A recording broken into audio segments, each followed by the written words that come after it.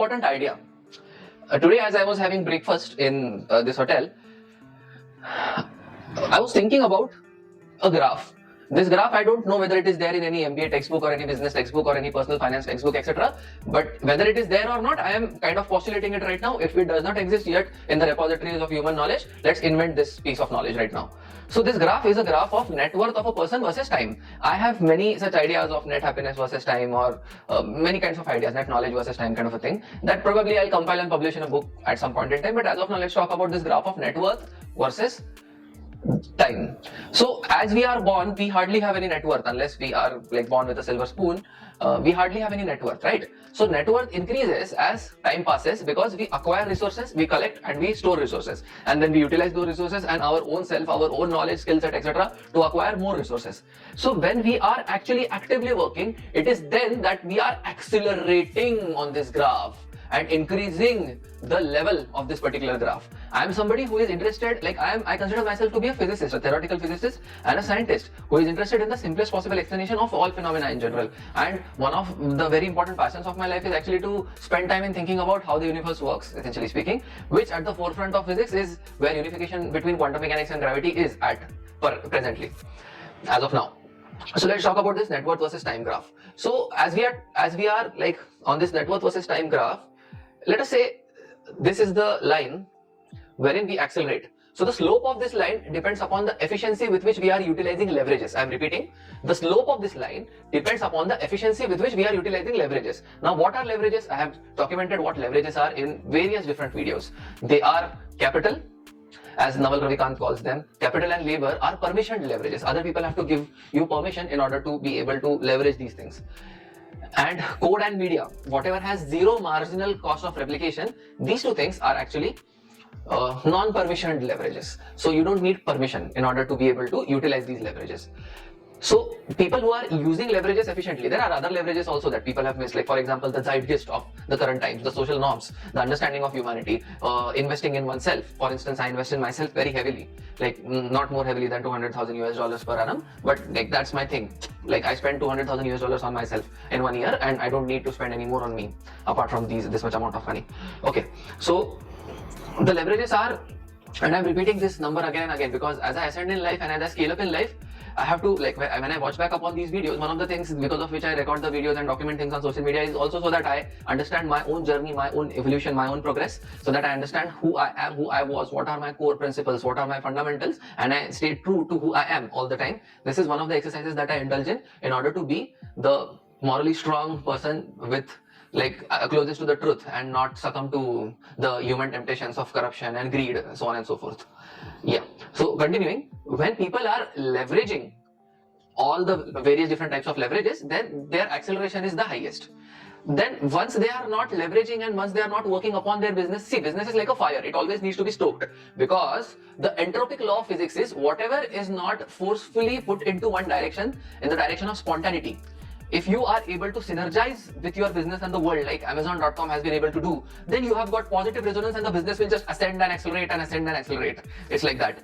If you are not able to be in flow or Tao or Chi with the universe or the world, so as to say, if you are not resonating, in physics terms, we would call this like a spontaneous reaction. If the Gibbs free energy of whatever you are doing is not negative, then you are not spontaneously working towards it, actually speaking. And this works in business also, surprisingly. I'll detail how quantum mechanics being probabilistic leads to biology and sociology being probabilistic, and hence there being, according to the central limit theorem, a Gaussian distribution and factions on which humanity lies in different aspects. That is for another time to document. Okay, so let's talk about this right now. If we are in synergy with the human population, because the key to success in life is humanity, let's understand that humans are the key to financial success or any kind of success in life, because like if you are doing things alone, then in that case you can only progress so much further. But if you are using the heavy amount of leverages that are available to be used in this 21st century, then in that case you can proceed and progress much further. Imagine what all things you use. The electricity is not generated by you, like because of division of labor you are, and we all are having this kind of lifestyle, so we have only gratitude to feel for all the things around us. That is what we should feel, actually speaking. Again, coming back to the point, business is like a fire. When it is stoked, it grows. If it is not stoked because of entropy making things disoriented, the business will try to decline and die down, essentially speaking. So as a business person or as an entrepreneur, it is very important to think about synergy with the human population. You help them, they help you. This is synergy, essentially speaking. Synergy means win-win. Win-win is the synergy that humans have. The win-win philosophy is the synergistic method to progress amongst human societies. It can't be win-lose, otherwise you will feel cheated. You will feel that you are working for free, and since this is a business, not yet a philanthropy, and not exactly a philanthropy, I am also a big advocate of like earning money from businesses and later separately doing philanthropic activities rather than having philanthropy built into the business model. That doesn't make sense because business is war. You are competing with the market in order to be able to deliver the best possible goods, products and services to your customers and consumers. So let's talk about being in synergy with the world and with the customers and consumers when we are actually accelerating using leverages and building something that has zero marginal cost of replication, and hence we are in synergy with the customers and consumers in this world. It is then and there that we understand that business ascends and accelerates. So the net worth, as business ascends and accelerates, it can be an investment business, it can be a real estate business, it can be any kind of business. The net worth of the person increases. Now in this graph, you can see that whenever a person is stoking the fire and working hard towards increasing synergy with the world and thinking win-win and landing value and products and goods and services with customers, it is then that the person's business is going to ascend. If the person is not chilling, the business will slowly start to decline. Not as fast as it ascended probably, but at a slow rate it will start to decline because that is how the entropic nature of the world is. Then again, if the person stokes the fire again, the business will again ascend. Then if the person stops stoking the fire, then again the business will tend to decline. So active effort is what is accelerating the business. This is like one very important principle. And whatever is the area under this particular curve is approximately the amount of assets that you have, including human knowledge and skill set, education. That is also an asset because that is something that can produce money for you. Your own time is also an asset. Although utilizing time and education wisely is what I advocate, but generally speaking, for most population of the world, these are assets because people are not extremely smart. Like the default condition of humanity is actually stupidity. So we need like guidance, like we need leadership, we need coordination and things like that. We as humans, everybody, me myself included, my default condition is also stupidity, I believe. Okay, let's go ahead and think about what is the area under the curve. The area under the curve is essentially net worth integrated with time. That is what the area under the curve essentially is. Like that means it is the net worth that you held for this amount of time. So let's say your net worth was $10 million and you held it for 10 years. So your net, you can say, worth with respect to time. So let's we need to invent a word over here. So this is the reason why I invent words, because whatever I want to say is not a part of the English lexicon as of now.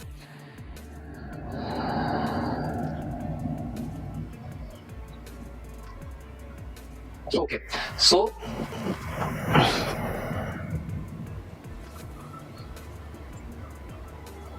since we are at that point in time, the net worth with respect to time is already consumed by us. Okay, so as of now, I am postulating this word to be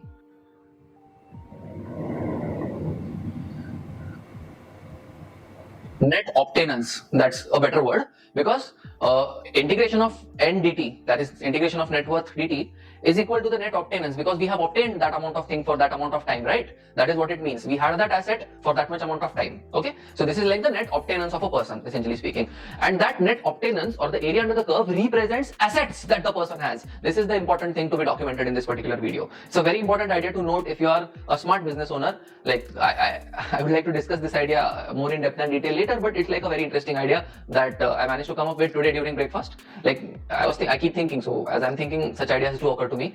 So the thing is this, that the net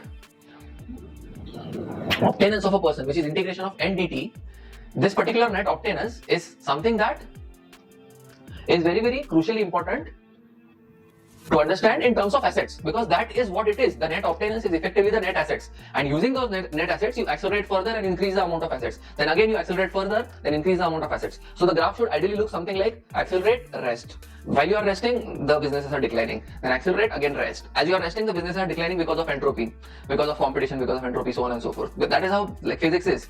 Like essentially, if things are left on their own accord, then because of the entropic principle of physics, because of randomness, things will like turn out to be random. Like your business partners will leave, your associates may like join some other company, so on and so forth. That is the entropic nature of businesses. That's why no matter how wealthy you are, if you are not working on your business actively, then the business certainly is not accelerating. Or if somebody is not working on the business actively, you can have leverages, you can have other people work on your business actively. If some team is not actively working on the businesses are not ascending. Jeff Bezos also understands this principle. He calls it the principle of stasis or something like that. He calls it the day one principle. It's always day one is actually another way of saying that entropically, because I don't think Jeff Bezos is very good at physics, sadly. So that's the reason why he can't explain it better, basically. He can't explain it in a manner that is closer to the truth. This is closer to the universal truth, actually speaking. Because of entropy, things are going to grow random. If they are not stoked, basically. It's just like a fire. If you don't fuel the fire is eventually going to die out, essentially. Alright? So, the two key ideas over here is put the business in a state of spontaneity with the world, okay? That is like one key idea. And the second key idea is keep stoking the fire that the businesses are. Otherwise, if you are not making active effort and you're not putting in active effort in the business, then they are slowly declining because of the entropic principle of physics, because of randomness and the nature of things. Alright. And the area under the curve, the net obtainance, which is the area under the net worth dt curve, this net obtainance actually refers to the net assets. The net assets can be real estate, for example. Any financial asset is anything that earns you money while you are not working yourself. Your own time can also be a financial asset, but that is an active asset. You have to actively put in your own time, money, etc. Rather time, energy, etc. And we are talking about an asset that works even if you are not actively involved in working as the asset yourself. So an asset that works instead of you is something that you control with your decision making. So with less amount of time and energy spent on building that particular asset, you can have a larger impact with the world, on the world at scale. Let's understand this, okay? And this is how we think about the area under the curve. Those are our assets, which preferably are not our own time and energy. That is how most of the middle class lives. If we are an entrepreneur and a successful one at that, then our assets are things like real estate, things like code, media, which have zero marginal cost of replication. So once you replicate them, they are there for you to have and consume. So it's like a staircase, it's like a ladder. You climb the ladder, essentially speaking. Okay. Other assets can be other people's time, labor, so on and so forth. But you need to be a charismatic leader for other people to follow you. You need to be in sync with what humanity actually intrinsically wants, like fair progress of everybody. That is one of the things that humanity wants. There are only small factions of people, 5, 10, 20% people who are like more selfish, more jealous, like that. So we have to kind of rationally also empathize with them and reduce their amount of selfishness and jealousy via counseling as well as via force. Like forcefully, we want people to not commit any crimes forcefully, right? So like using force in order to avoid crimes is a good thing, actually speaking. Okay, with this I'll end this particular video and let's look at the city of Kochi before we end this video. Yeah, this is the beautiful city of Kochi right over here.